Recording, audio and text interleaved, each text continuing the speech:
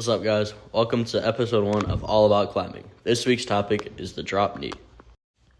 In climbing and bouldering, a drop knee is a footwork technique used to move your body weight closer to the wall, shift your weight, and extend your reach. The drop knee is especially useful on steep overhanging terrain, where keeping your hips close to the rock is crucial for maintaining balance and saving upper body strength.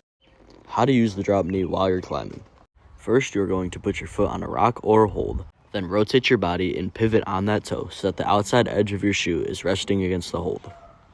The next step in the drop knee is to roll your foot onto the hold so you are now engaging the outside edge of your foot, and then you're going to want to point your knee downwards toward the ground. As your knee drops and your hip presses tight against the wall, your body will naturally shift upward to where you want to go. This locks your body into place and extends your reach significantly. Why does this work, you may ask? Doing the drop knee brings your hips incredibly close to the wall, which keeps your weight centered over your feet rather than pulling you backwards off of the wall, as well as creating a type of tension between your hands and feet that allows you to rest on your skeletal structure rather than burning out your biceps and forearms, allowing you to slow down that pump and keep climbing for longer. So here are 2 simple but effective exercises you can do to improve your drop knee technique. The first exercise is called a 90-90. To do a 90-90, you're going to sit on the floor with both knees bent and feet flat on the ground. Then you're going to drop both of your knees to the right. Your right thigh should point straight ahead, and your shin should be at a 90-degree angle to your thigh. Your back leg should point straight out to the side at a 90-degree angle from your torso, and your left shin should be at a 90-degree angle to that thigh.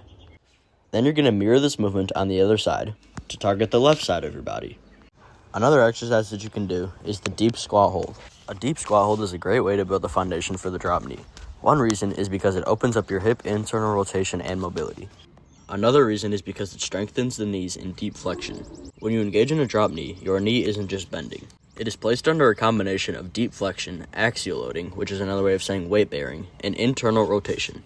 In traditional fitness settings, this combination is often avoided, but in climbing, it is a foundational movement. That is why holding the deep squat position actively conditions the knee joint to handle these unique stresses.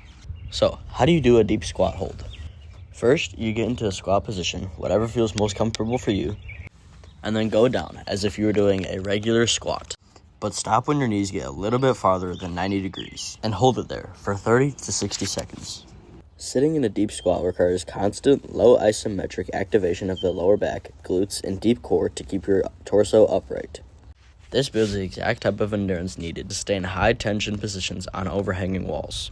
So now I hope you learned how to effectively use the drop knee while climbing. And let me know down in the comments if there are any tips people should know about using the drop knee.